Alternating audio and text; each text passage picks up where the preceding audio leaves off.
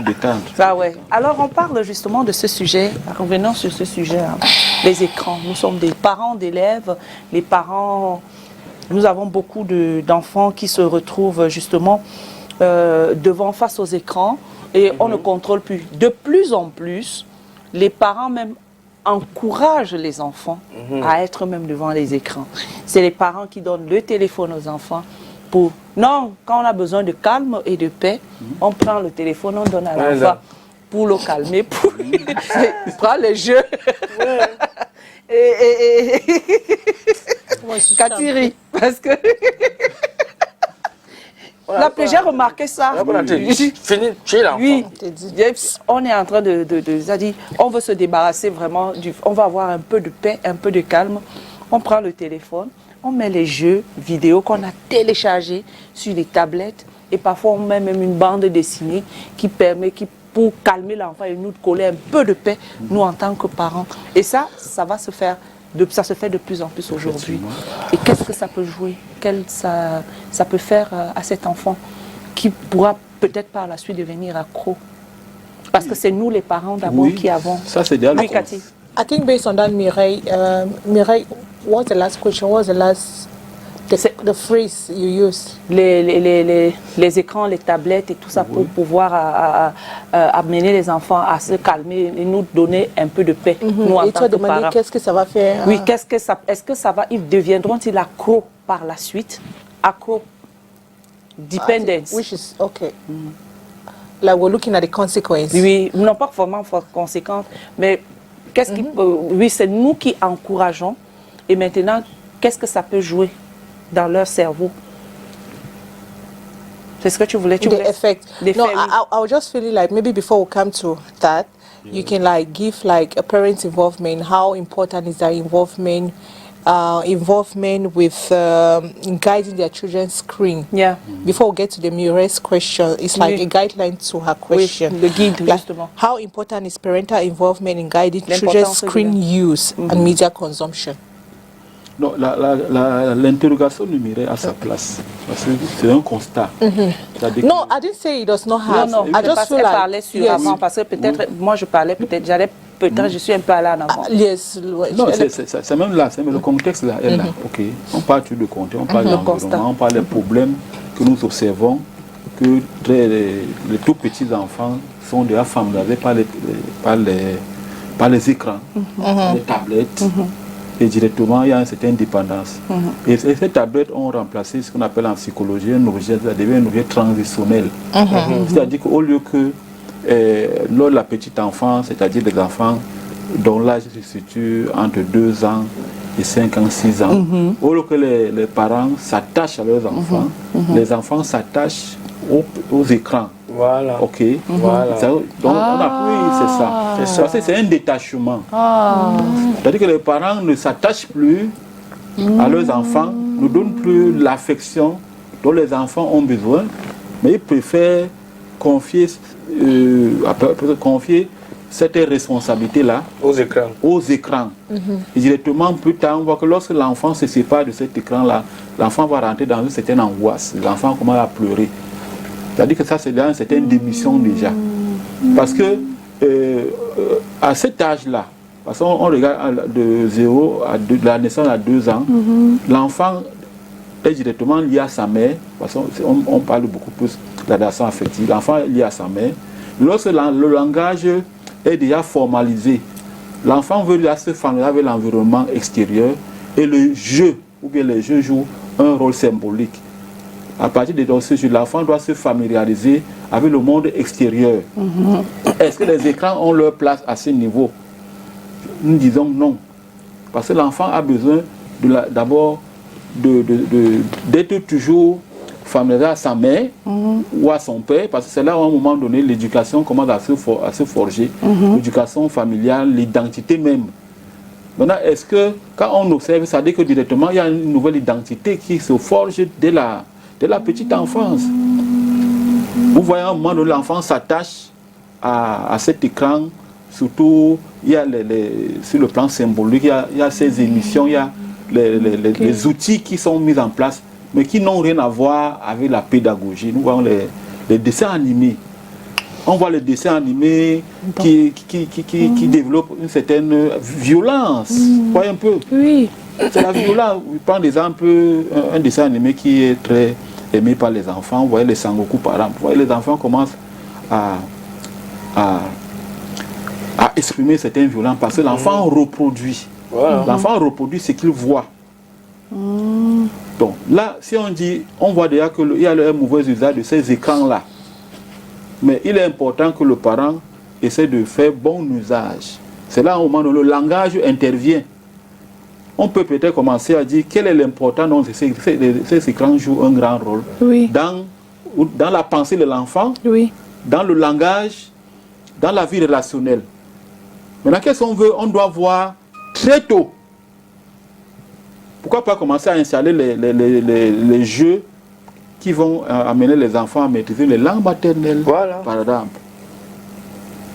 Donc si on commence à ces niveaux, on sait que de plus en plus, les enfants n'ont plus la possibilité d'échanger avec les grands-parents. Certains grands-parents sont en train de partir parce que la transition n'est pas bien préparée.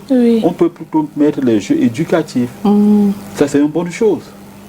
Donc, pour arrêter à un niveau à ces conclusions-là, on peut dire que les jeux, ça doit être en relation avec un projet d'éducation. Avant de savoir quel petit écran donner à l'enfant. Mais ça ne doit pas être parce que le parent est absent, parce qu'on voit la plupart des parents qui sont absents, parce que l'enfant veut s'attacher à quelque chose, l'enfant va développer une certaine dépendance. On verra que plus tard, ce sont les enfants qui vont commencer à avoir un problème d'attention, avoir un problème de concentration.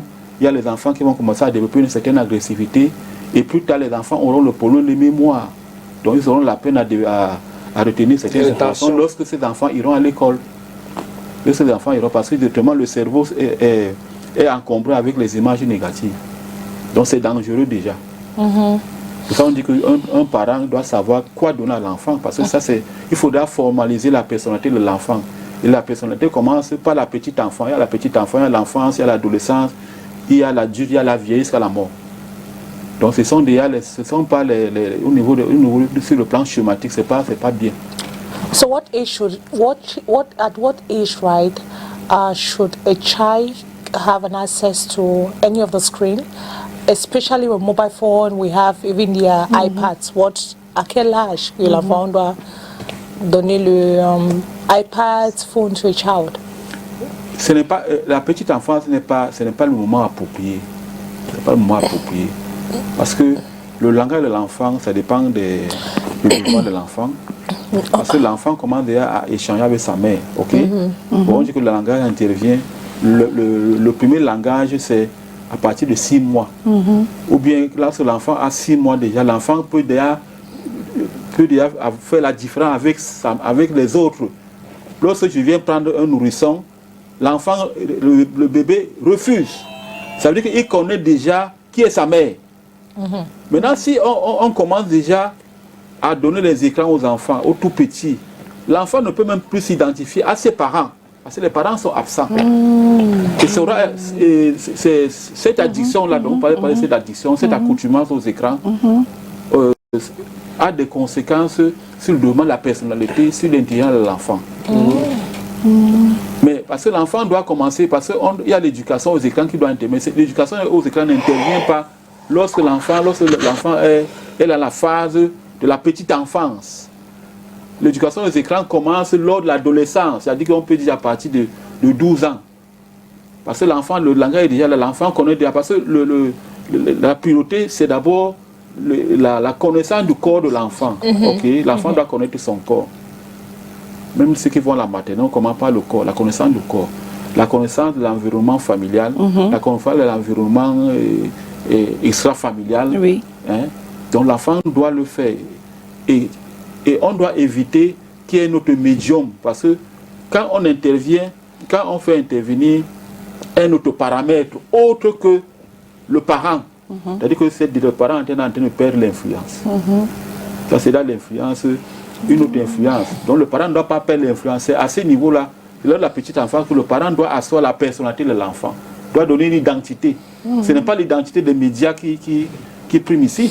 Donc c'est l'identité familiale, l'identité sur le plan, au niveau de la culture, au niveau de... Donc ce sont ces valeurs d'abord qui doivent primer. On a les écrans. Maintenant si on dit que les écrans, oui, bon, on est là-dedans, on sait qu'à un moment il y a le jeu qui doit intervenir.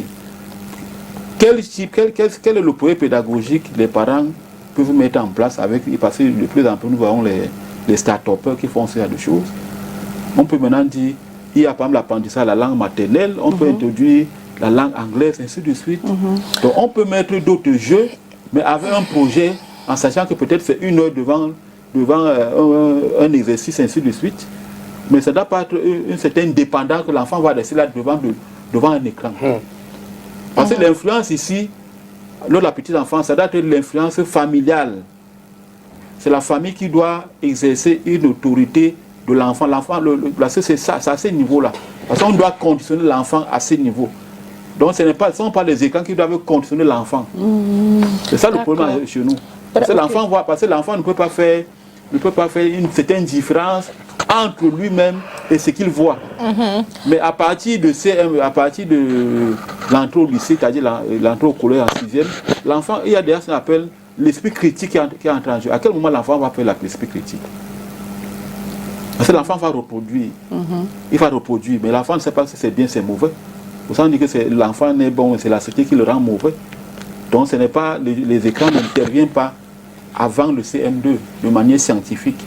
Maintenant, si ça intervient, on doit mettre les contenus pédagogiques ou bien les contenus ludiques en rapport avec le projet d'éducation. Il y a les enfants qui ne savent pas écrire, par exemple. Qui s'assisent dans l'enfant, les enfants ont le problème d'écriture. On peut mettre une bande dessinée où on voit les tout petits qui peuvent écrire. Les enfants ont le problème de lecture, les enfants ont le problème de calcul. C'est à ce niveau que les écrans, surtout les tablettes, peuvent intervenir. Ok. Et non, on voit des jeux d'agression, de violence, parce que l'enfant va reproduire ça. Les parents vont reproduire, les enfants vont reproduire sans le savoir, parce que ça va rentrer dans l'inconscient. Oui, ça va jouer là. Ça va jouer dans l'inconscient et l'enfant va reproduire ça plus tard. Voilà. Ouais. On va dire que voilà l'enfant qui est mal éduqué. Superman. Superman. Donc l'enfant ne peut pas, l'enfant ne connaît pas le bien et le mal. Oui. Quand l'enfant vit au monde, on connaît ni le bien ni le mal. Mais c'est la société qui fait de l'enfant ce qu'il est. Ce qu'il devient. Et les écrans n'interviennent pas. Si les écrans interviennent, parce que le parent doit être à côté pour orienter l'activité à faire. Et l'écran joue aussi, ça peut continuer. Donc les écrans peuvent jouer le rôle de la continuité d'apprentissage. Oui, ah d'accord. Voilà, ça joue le rôle de continuité, mais avec la présence du parent. Et il faut amener l'enfant, les enfants doivent tolérer les frustrations, parce qu'à un moment donné, on donne c'est pas, une tablette, il y en a un peu plus, l'enfant reste là. Quand tu viens arracher, l'enfant va faire comment? Il va pleurer. Il faut laisser l'enfant pleurer. Tu arrêtes, l'enfant pleure, tu n'interviens pas. Jusqu'à ce que l'enfant va cesser les pleurs. Pour ceux qui mettent la psychologie, on appelle le biévorisme. Quand l'enfant pleure, on ne le porte pas. Mais qu'est-ce qu'on fait chez nous, Calvino? On le porte. Combien de parents portent les enfants, les tout petits là? On porte. Elle pleure comme ça, elle peut pleurer comme ça, c'est la même chose. Très bien. On le laisse pleurer, il va cesser. C'est la même chose au niveau de l'alimentation. Quand on dit au niveau de l'alimentation du sein maternel, on dit ça fait une séquence de 3 heures. Si on a fini là, on te donne une tétée à 9 heures. On te donne ça à 12 heures. On te donne à 15 heures, à 18 heures, à 21 heures, on arrête. Si tu peux là, on ne te donne pas le sein. C'est ça qu'on appelle, on doit commencer à formaliser la personnalité de l'enfant, le cerveau de l'enfant. Bon, maintenant, quels sont les signes qui montrent que l'enfant passe trop de temps, les enfants passent trop de temps devant les écrans, et comment les parents peuvent-ils intervenir maintenant à ce moment-là? Comment les parents peuvent intervenir dans le cas où ils passent trop de temps? Les signes déjà qui passent trop de temps. Bon, les signes, c'est que lorsque l'enfant se lève le matin, première chose, il va chercher sa tablette. Chercher ta tablette. Il sait là, sa tablette se trouve. Parce que ce sont les parents qui lui ont habitué à aller prendre la tablette. Parce que soit l'enfant a une personnalité pas pathologique, parce que ça rentre une certaine pathologie. Donc c'est nous qui transmettons la pathologie à nos enfants à travers les écrans. Quand l'enfant se lève le matin, il part chercher son écran. Il est là, il est accroché là, il ne s'exprime pas, il ne parle pas à sa maman. Il est là, il est introverti. Il reste là attaché, il ne mange pas. On voit beaucoup d'enfants qui commencent à développer les signes d'anorexie, c'est-à-dire que les enfants commencent déjà, ils ne dorment pas, ils ne mangent pas assez. L'enfant ne dort pas assez parce qu'il est attaché à cet écran. Donc ça devient un objet, parce que le jeu ici, parce qu'il y a le jeu qui joue un rôle dans l'éducation de l'enfant, dans la formation de la personnalité, mais un jeu de construction, mais l'enfant va s'attacher, il va s'attacher, ça c'est que il va oublier les autres aspects de la vie, il va oublier la présence de sa mère, la présence de son père, les autres, il va s'attacher. À un moment donné, pour déconstruire, pour amener le parent à se déconstruire, il va falloir aller dans une certaine démarche de thérapie. On appelle la thérapie socio-cognitivo-comportementale, parce que ça touche directement le cerveau. Parce que c'est une autre image, ce sont les autres informations qui sont installées. Parce que le cerveau de l'enfant n'est pas encore assez formalisé lors de la petite enfant, d'arriver avant 12 ans. Ce sont ces images-là qui vont commencer déjà à se formaliser dans la pensée. Mais on ne blague pas avec la pensée. C'est-à-dire que la pensée doit avoir une place avant l'âge de 12 ans. L'enfant peut apprendre toutes les sortes de langues. Mais comment maintenant, l'enfant peut, le parent peut intervenir pour limiter ça? Bon, on a dit sans qu'il y ait des cris de colère, des crises de... Comment? Bon, ça dépend aussi du site d'éducation parentale. On l'a dit tantôt. C'est-à-dire les parents qui sont très affectifs. C'est-à-dire qu'ils ne veulent pas voir l'enfant pleurer. Il y a d'autres qui sont autoritaires. Maintenant, un parent qui est affectif là, il dit non, je veux donner tous les jeux à mon enfant. C'est un parent qui aura la peine à aller dans le sens de la déconstruction de ce qu'il lui a installé. Il y a les enfants qui ont leur chambre, ils ont les salles de jeu. C'est pour ça que le jeu qu'on donne à l'enfant doit rentrer dans un projet quelconque. Mais lorsque parce qu'il y a la fréquence, il y a l'intensité. Si l'enfant est sur les écrans toute la journée et si ce problème-là est constaté dans une certaine durée d'action, on va dans la fréquence, on voit l'intensité, on passe des heures là-dessus. Directement, il faut consulter un psychologue. Et pour aller dans le même sens, il faut aller se faire consulter par un psychologue. On va référer l'enfant dans un centre où il y a le suivi psychologique, où l'enfant peut passer les jours là-bas. On va le déconditionner. Parce que le parent, sans le savoir, il a conditionné l'enfant, c'est-à-dire qu'il a donné un autre comportement d'addiction, de déviance. Maintenant, on l'amène dans un centre où on voit, c'est comme la drogue. L'enfant peut passer, on peut dire, ça peut aller dans un projet de colonie de vacances. L'enfant ira dans un centre où il va apprendre à se déconstruire, à se débarrasser des jeux, des écrans. Mais comme le cerveau ne peut pas avoir, ça ne peut pas être un vide total. Il y a d'autres programmes qu'on met en place dans notre centre là-bas. Là, tout un programme. Donc là, on déprogramme pour reprogrammer. En faisant d'autres activités. C'est comme un ordinateur. Notre cerveau est un ordinateur. On parle de l'intelligence artificielle, donc c'est un ordinateur, mais qui a été conditionné négativement. Maintenant, on va mettre en place un autre programme, que je ne pourrais pas détailler ici, un autre programme des activités.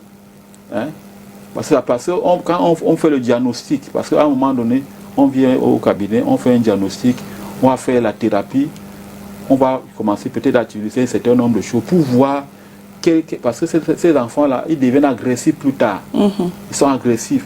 Ces enfants, ils ont un autre problème de l'attention, des troubles d'attention. Et ça va conduire plus tard vers les troubles d'apprentissage.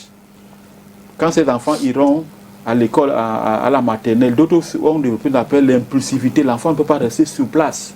Les enfants bougent. Et quand l'enfant n'est pas impulsif, qu'est-ce qu'on fait de lui? On va le punir. Quand il est impulsif. Beaucoup sont impulsifs. C'est ça. Et ça s'accompagne même avec la consommation. On en a parlé il y a cela quelques années. On a parlé des mamans sans savoir qui prennent les drogues, qui prennent les médicaments. Pendant les grossesses. Par la grossesse, il s'agit sur le psychisme de l'enfant. Et on voit que la plupart des enfants sont hyper actifs. Et les écrans vont plutôt conduire à développer encore une autre hyperactivité. Et ce n'est pas facile du tout. Ce sont les thérapies qui vont à partir entre 6 mois et 12 mois. Suite à sa question, comme elle a posé, quelles sont les négations? Comme on dit souvent que non à tel moment. Vous avez pris tout à l'heure l'exemple qu'un enfant se réveille au grand matin. Il fonce, il voit sa tablette. Est-ce qu'on peut savoir les négations face aux écrans par rapport à ces enfants? C'est-à-dire qu'on dit par exemple que le matin, pas d'écran, tel moment, pas d'écran. Quelles sont les négations qu'on impose aux enfants? Parce que les enfants que pour dormir, ils ne peuvent pas dormir sans voir la télé. Il y a des enfants que même pendant qu'ils ont en train de manger, tu ne mets pas la télé, ils ne mangent pas. Donc, je voulais savoir les différentes négations, les choses qu'on peut interdire. Vous n'êtes pas de façonner. L'interdiction commence déjà quand l'enfant, dans le projet d'éducation, on appelle ça les frustrations. Il y a certains individus qui n'ont jamais appris à être frustrés. C'est-à-dire que c'est le plaisir. J'ai besoin de quelque chose, on doit satisfaire. Ok. C'est-à-dire que je satisfais un besoin qui est là. Parce que les frustrations rentrent dans l'éducation. Il y a des enfants qui n'ont jamais été éduqués à être frustrés. Il y a les parents, parce qu'ils veulent supplier, ils veulent réguler leur propre frustration. Ils ont maintenant les moyens de dire, donc je vais tout offrir à l'enfant. Donc l'enfant, il y a les enfants qui n'ont jamais été frustrés de leur vie. On veut tout les donner. Ils mangent les chocolats, ils mangent les gâteaux, ils mangent ceci, cela. Voilà le problème, on appelle la tolérance. On doit maintenant éduquer l'enfant à la tolérance aux frustrations. Ça, c'est une autre éducation. Il faut tolérer aux frustrations. Ça veut dire quand on t'interdit, on doit t'interdire. Quand on t'interdit, tu dois accepter qu'on t'a interdit. Oui, mais l'enfant ne comprend pas pourquoi on lui interdit. Parce que l'enfant ne fait pas la différence entre le bien et le mal. L'enfant ne maîtrise pas la notion. Donc quand on est en interdit, on dit, si par exemple tu vas aller, je prends un exemple simple. L'enfant voit le fer à repasser. Parce que l'enfant, il y a ce qu'on appelle l'âge sensori-moteur. Jusqu'à 2 ans, l'enfant, c'est l'âge sensori-moteur. L'enfant, ce sont les sens. L'enfant se déplace dans la maison, il touche tout. Mais l'enfant ne sait pas que s'il ne veut pas toucher le fer, ça va me brûler. Ça peut te brûler, oui. Okay, mais est-ce qu'on va attendre que l'enfant touche le fer pour que l'enfant fasse attention? Ça peut avoir un danger, non? Ça peut avoir un danger. Donc c'est nous les parents, qui savent savoir que voilà le danger. L'enfant ne connaît pas le danger. Lui veut toucher parce qu'il veut explorer. Parce qu'à travers le toucher, à travers les sens, l'enfant découvre le monde extérieur. Donc on doit interdire, on doit aussi permettre. Quelle est la liste des interdits? Il y a les parents qui ont la liste des interdits. You impose on the child. De telle à telle heure, j'interdis les écrans, j'interdis l'usage, je ne sais pas, quand pendant la période de classe, il y a les parents qui savent que jusqu'à le lundi avant, les enfants ne regardent pas la télé. Et les parents les enfants ont compris ça très tôt.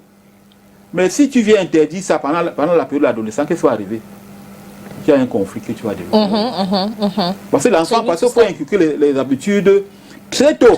Moi, je vous ai mis la télé dans la chambre. Parce que non, tu n'as pas besoin de cacher.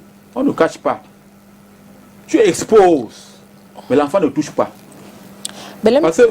Parce que si on réussit à gagner l'enfant, on gagne l'appel l'autonomie de l'enfant. Et que l'enfant ne met pas la télé quand papa n'est pas là. Ça veut dire que tu es en train de gagner l'enfant. Mais si l'enfant, c'est que papa est sorti, maman est sortie, l'enfant vient mettre la télé, il met, c'est pas ce qui est proscrit, parce qu'il y a les normes. Parce que dans une famille, il y a les normes familiales. Ça veut dire que l'enfant fait quelque chose derrière toi. Ça veut dire que tu n'as pas reçu ton éducation. Tu reçois ton éducation. Donc quand l'enfant a interrogé les normes familiales, et on gagne mieux l'enfant quand l'enfant est tout petit. Là, le parent a encore une certaine marge de manœuvre. Et plus tard, quand l'enfant atteint, à partir de 12 ans, parce que l'enfant ira à l'école, il aura ses camarades de classe, il va se familiariser avec le monde extérieur. Et ce monde extérieur va l'influencer négativement. Pour ça, on dit que le premier modèle éducatif, ça commence à la maison. Mais aujourd'hui, on est dans le monde éducatif, on est dans le monde que vous êtes les femmes modernes, il faut sortir, tu as ton véhicule, tout ça. parlez maintenant de l'autonomisation de la femme. Qui va donc éduquer les enfants? Est-ce que c'est la bonne qui va le faire? Est-ce qu'il faut former la bonne? Pour former l'enfant. Pour former l'enfant. Pour éduquer l'enfant, je veux dire. Pour ça, à un moment donné, on va dire que les femmes qui restent à la maison, là, les femmes mariées, responsables, qui n'ont pas pris les grossesses non désirées, il faudrait qu'on les paye. On n'est pas obligé de venir travailler parce que tu cherches l'argent. Parce que tu peux avoir l'argent, mais tu paies l'éducation de l'enfant. Donc, normalement, ailleurs, comme on appelle, là, ça va rentrer dans les droits sociaux, les droits économiques des femmes. On dit, OK, la femme qui est légalement mariée, qui est reconnue par la loi, on doit lui donner une subvention financière pour se couvrir. Elle n'est pas obligée d'aller travailler.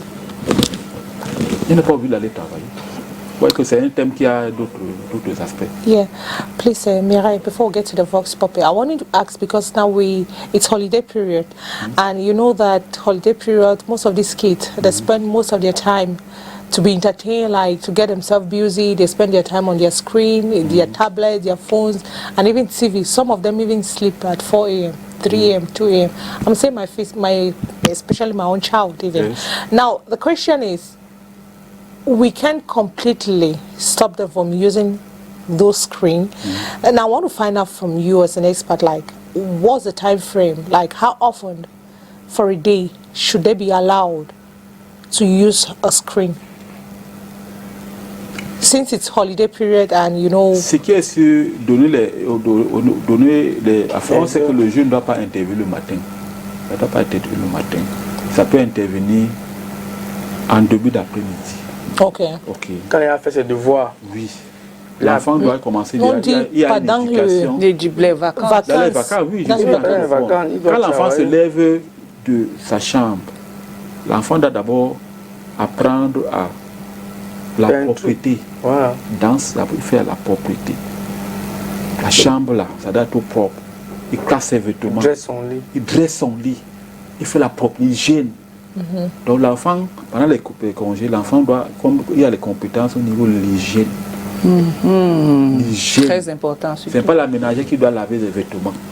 Quand l'enfant a déjà il a un bon usage des mains, la motricité. Non, mais à quel âge? Dépend what age? Non, on peut juste l'introduire. Oui, quand l'enfant se lève le matin, on lui apprend un peu, et puis on termine. On doit lui apprendre. C'est un apprentissage. On dit la partie de la vie. L'enfant ne commence pas par la journée par les écrans. C'est pas ça. Il faut qu'en matinée, l'enfant s'exerce. Parce que même les vocations dont vous parlez tout à l'heure, les vocations commencent à comprendre très tôt. Il y a les salles de jeu, pas seulement les écrans, il y a les jeux, les parents qui ont compris ça. Par exemple, mon enfant, j'ai observé que mon enfant a une intelligence artistique. Je peux commencer déjà, je peux mettre un piano. L'enfant va commencer à faire la musique. À pianoter. À pianoter très tôt. Ok. L'enfant peut, par exemple, il y a la cour, il y a l'espace vert, l'enfant peut faire le vélo. L'enfant peut faire le tennis de table. Donc, c'est à ce niveau que tous les talents qui sont observés, parce que le parent observe son enfant, il connaît mieux son enfant, il voit ce dont l'enfant aime. On commence par là et ça se construit. Maintenant, en début d'après-midi, c'est la détente. L'enfant peut se détendre. Ok? Comme c'est le mercredi. Les parents qui ont compris ça, il y a le colonie de vacances. Mais la télé n'a pas que les inconvénients. Non, la télé, on va prendre ses avantages. Oui, on va voir les avantages. La télé n'a pas que les inconvénients. La télé même a beaucoup d'avantages. Mais le problème, c'est que Calvino... C'est ce qu'on regarde, c'est l'objet, c'est ce qui est à l'intérieur. Tout est tourné vers les activités ludiques. Il y a moins on appelle les activités cognitives, c'est-à-dire que ce qui suscite l'intelligence. Voilà. En tout cas, on devrait adopter des habitudes pour permettre aux enfants de développer leur intelligence. On retrouve le Vox Pop et puis on se retrouve juste après pour continuer le débat. N'oubliez pas d'envoyer des messages aussi possible via WhatsApp ou encore même en normal, ou alors vous appelez aussi pour poser des questions. On n'a plus assez de temps. On regarde le Vox Pop. Bon, j'ai deux enfants. L'autre fait déjà... Je l'ai inscrit dans une, comment dire ça, une discipline pour les vacances utiles. Mais voilà un bébé. Quand j'essaie, moi aussi là, je suis en train de faire une petite course, donc pendant le créneau, pendant les petites pauses, elle est là, elle regarde des dessins animés éducatifs. On essaie toujours de faire quelque chose de plus éducatif parce qu'on ne peut plus s'en passer des écrans en ce jour. Bon, bref, l'encadrement des enfants face aux écrans durant les périodes de vacances tient compte d'une programmation bien précise, puisqu'il faudrait qu'ils continuent à s'accommoder également avec l'esprit scolaire. Bon, nous avons planifié également des périodes de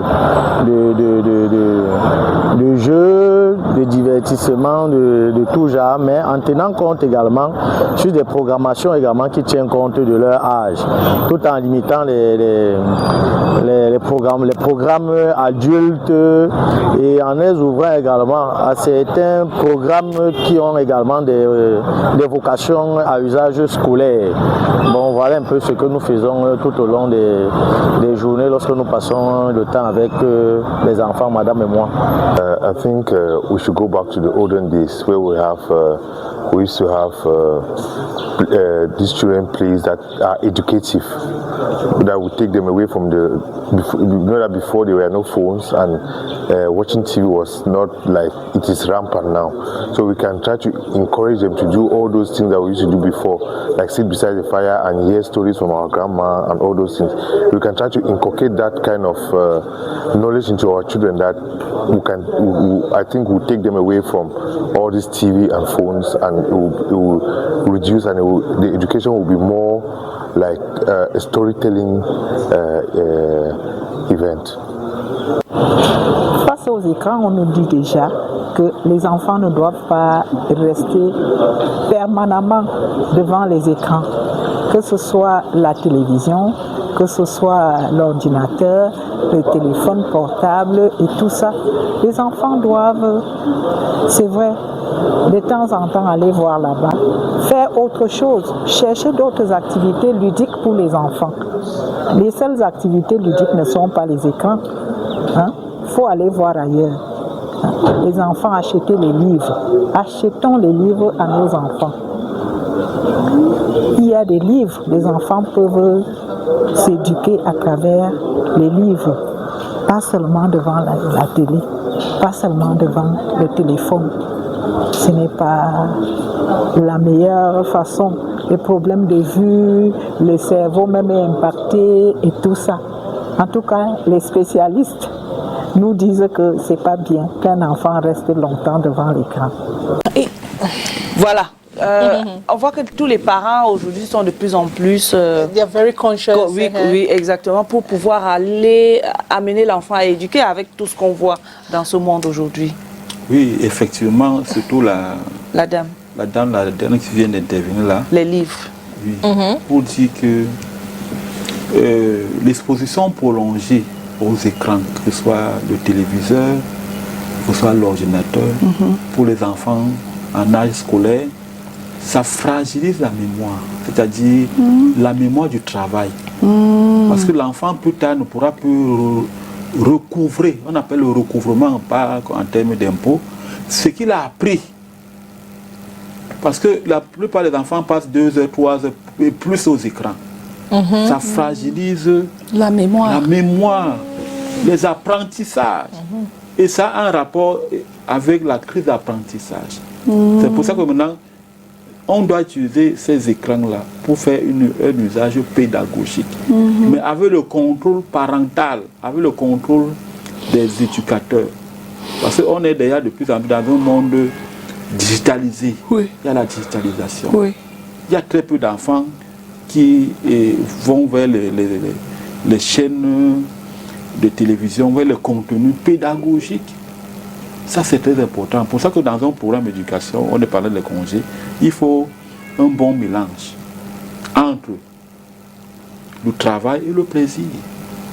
Et ça dépend même des difficultés que l'enfant a rencontrées au cours de l'année scolaire antérieure. Mais il faut que l'enfant se repose. Il faut que l'enfant puisse se détendre. Il faut aussi que l'enfant puisse réfléchir. Bon, dans un contexte où on parle beaucoup des centres de loisirs à connotation pédagogique, Ça, c'est très important. Parce que nous avons un ministère de loisirs. On a un ministère de loisirs. C'est important que qu'on puisse offrir l'attitude aux parents de bien éduquer, de bien encadrer. Parce que les enfants s'ennuient dans les quartiers. Dans les quartiers même, d'après même un certain nombre de chemins directeurs, on devait avoir les centres de loisirs dans tous les quartiers. Dans tous les quartiers, il est bien vrai, la communauté est bien en train de faire pas mal de choses tout autour des drains, n'est-ce pas? On peut s'en féliciter. Tout autour des drains, il y a quand même les aires de jeu, les aires de loisirs, le basket, ainsi de suite. On peut s'en féliciter, mais ce n'est pas sûr. D'autres sont payants. D'autres sont payants. Mais qui doit s'en occuper? Il faut travailler en relation avec les différentes mairies. Oui.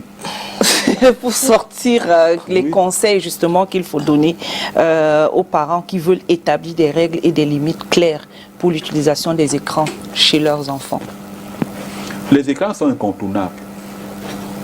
Jusqu'à. Mais il est important de mettre en place un usage raisonné des écrans.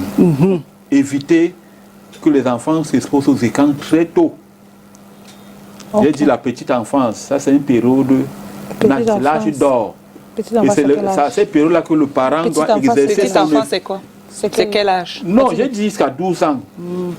Donc c'est une période où on ne doit pas exposer l'enfant trop tôt aux écrans. C'est le parent, c'est à ce niveau que le parent doit exercer son autorité, doit asseoir la base. Ce sont les fondements. Les fondements, ce ne sont pas les écrans. Non. Non, on doit réguler. On doit réguler. Yes. Les fondements de la vie de l'enfant sont pas les écrans. Sont pas les écrans. Les fondements, ce sont les langues maternelles. On doit apprendre les enfants pour les langues maternelles. Il y a les langues étrangères, il y a la lecture, il y a l'écriture. C'est d'abord là le fondement.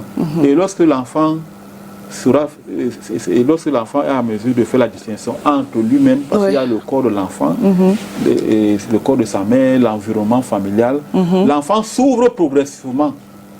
Parce que ça, c'est parce que les écrans, soit les tablettes ou bien les chaînes, c'est l'ouverture vers l'extérieur. Parce qu'à un moment donné, on voit la maturité. Et cette période avant 12 ans, l'enfant n'est pas encore mature. Et la maturité commence à se construire progressivement. Donc c'est à petite dose. On peut dire, on peut aller peut-être, c'est pas sur une chaîne là, on regarde peut-être Nathan là, on dit voilà. Donc ça allait aller progressivement avec un projet pédagogique. Donc on ne doit pas seulement laisser l'enfant s'exposer parce que les parents ne sont pas là. Bon, c'est un peu compliqué parce que vous dites que l'éducation c'est quelque chose, c'est complexe, n'est-ce pas? Donc c'est à petite dose, on va un peu.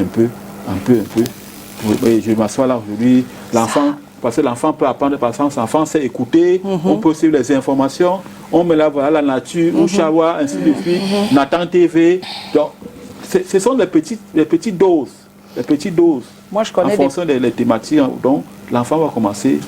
Et puis on doit amener l'enfant à dire qu'est-ce que tu as vu, quel est le problème. À faire le résumé de ce qu'il a fait. Et là directement l'enfant va commencer à développer la mémoire du travail. Oui. Parce que c'est la mémoire à long terme. Et il faut la présence des autorités, enfin l'autorité parentale pour le faire. N'oublions pas oublier de nous confier les enfants, nous qui savons, parce que le parent doit avoir un projet, il faut venir vers les spécialistes. On peut vous donner les conseils pour accompagner l'enfant dans ces choses. On ne doit pas oublier la protection. Bon, tout le monde n'est pas dans un... n'a pas les chaînes étrangères, mais il y a le code parental, n'est-ce pas? On doit mettre le code parental. Donc il y a toujours le code. Il y a d'autres même qui ont introduit sur les tablettes, ils savent exactement ce que l'enfant peut regarder. Il y a les mots, voilà, il y a les mots de passe. Donc on peut mettre les mots de passe. En tout cas. Pour que l'enfant ne puisse pas aller... Contrôle parental. Je connais des parents qui imposent le journal le 13h, le 17h, le 20h à leurs enfants. Oui. Et quand ils rentrent le soir, vous devez lui faire un rapport du journal. Formidable. Des parents, je connais des parents qui font Formidable. ça.